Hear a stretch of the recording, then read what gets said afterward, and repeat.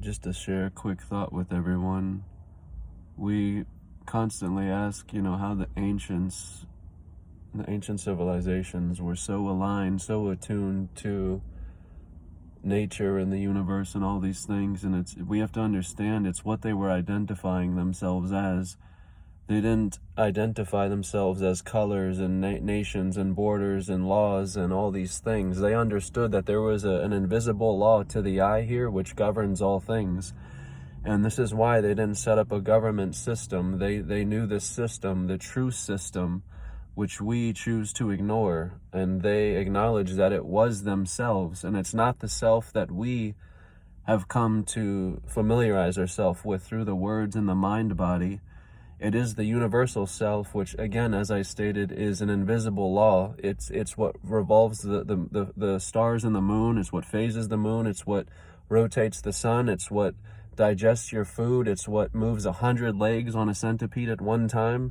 It's the same natural intelligence. It's the waves that crest and trough at the beach. It's the sand which washes up and fills the holes on the beach. It's a perfect and perfectly balanced and natural intelligence, which already is, and that's what they were connected to. They didn't identify to the ego, the mind body, and they didn't create value where there was none. So in other words, you give 1,000 people a choice to buy a pair of shoes, and what we will look at is the brand, the logo of those shoes, and that's what we will base our choice on.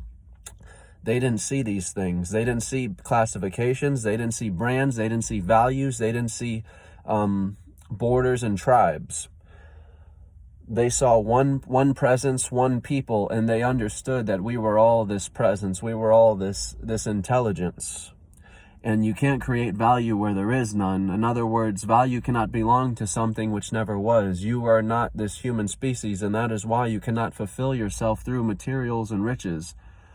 The person who acquires these things only falls into a greater depression, only falls further from the truth which already was.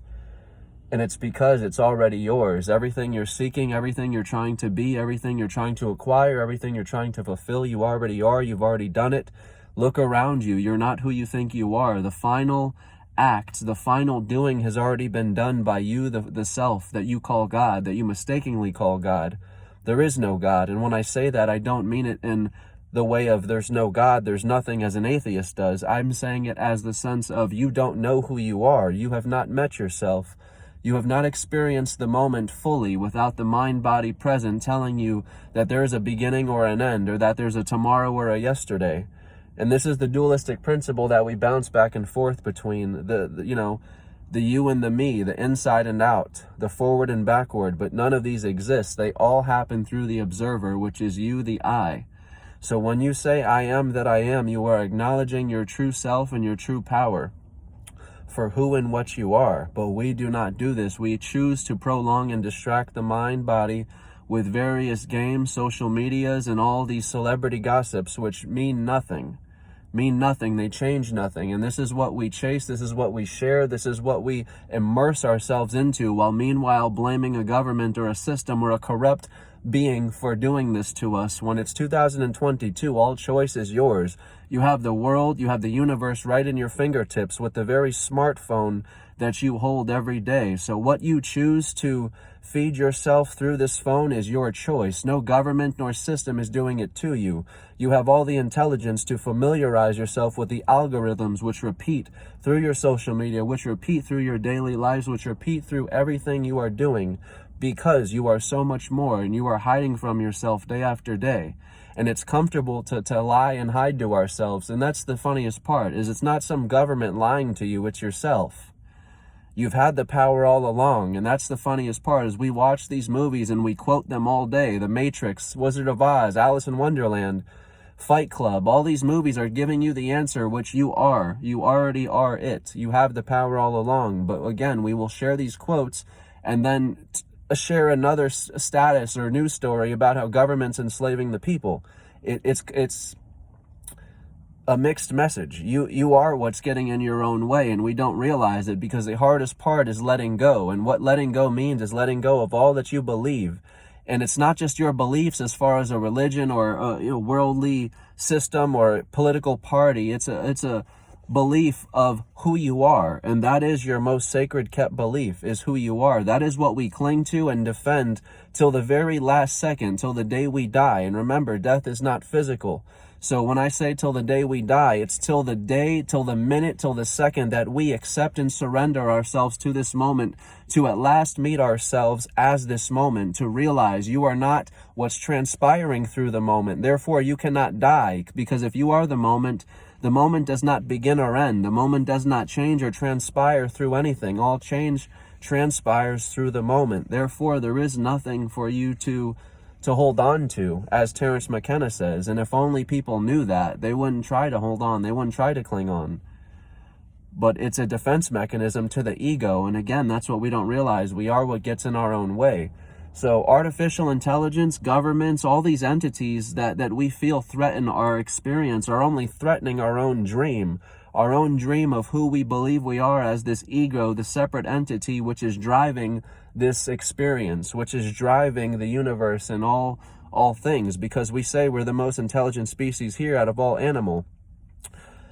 But the catch of it is, we're not a species and we're not who we think we are. We are what's behind all creation. We have designed and created every animal, every person, every place. And inevitably, we will find and realize and experience what all is one means. We will experience what we call the singularity, and we will realize it's here and now. But the only way we can recognize the singularity is through change. And that's what is going to end us, is our change. It's not that you end. The world doesn't end and you don't end. It's the ideas, the beliefs you have of yourself which change to an inevitable point where you can no longer hold on anymore, and you must realize and face the fact that you are not this. You have never been in this place you believe yourself to be. You've never been this person you've believed yourself to be. And that's at last what this is all the dream means. You wake up unchanged, which means nothing ever happened. You are the self which is whole and undivided. There is no dualistic principle here of forward and backward, of time, of this place and that place. Every place is the singular self of one presence. Every person which has ever opened their eyes, whether the species, whether the race, it doesn't matter, even animal, every thing that's opening its eyes is the same singularity, the same presence which is. And this isness is what your being is, and it has no word to it. Every word I've used to explain what it is exactly what it is not. This presence is what is behind all words. It is the silence. It is the moment, again, which all change is transpiring through. Words transpire through the moment too, because silence, the moment, is your truest face. And that's why I told people, if you sit with the moment, silence, long enough, it will reveal you to yourself. All the words you can try and think of to describe who you are dissolve into this presence. Dissolve into this silence, because what you truly are is omnipotent, it's omnipresent, it's throughout all things. And there's nowhere that you cannot be. There is no land beyond the eye, which we are so persistently searching for. There is no land out there in space or somewhere beyond ourselves. Everything is reflecting back to us what is here now. And that's what a fractal pattern does. It shows you that while things are moving, nothing is changing. You are staying the same. Nothing has happened. Once again, you wake up unchanged. You are the one true self which is.